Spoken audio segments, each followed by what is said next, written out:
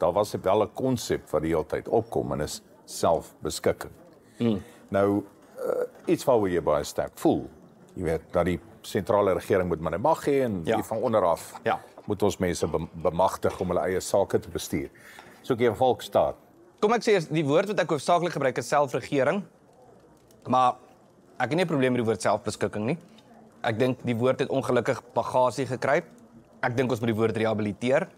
Bedoelende, dis die soort woord wat partykeer raak 'n woord net so moeilik, jy kan hom net nie meer gebruik nie. Selfregering is bietjie erger. Maar dit het minder bagasie. Mense skrik minder as jy sê selfregering. Dis ten minste my belewenis.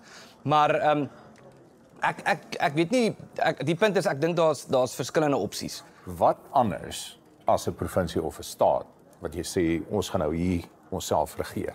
Wel, een vorm daarvan kan net eenvoudige regering wees wat aansienlik minder mag het, wat aansienlik gedesentraliseerd is. Ons stelsel is in teorie kan jy die argument maak dat dit gedesentraliseer is, maar in praktyk is dit glad nie. Dis hipergesentraliseer. Al die checks and balances wat veronderstel is om die regering in toom te hou, soos die openbare beskermer ensovoorts, het eintlik maar net deel van die regering geword.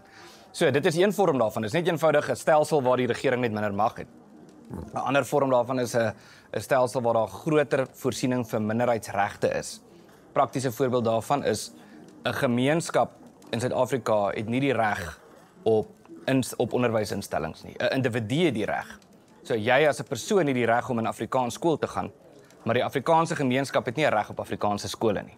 So as daar nie Afrikaanse skole is nie, dan kan jy nie in Afrikaans skool gaan nie. Dis maar net 'n voorbeeld. So 'n stelsel wat sê hierdie gemeenskappe het ook 'n bepaalde regte. Dis 'n voorbeeld.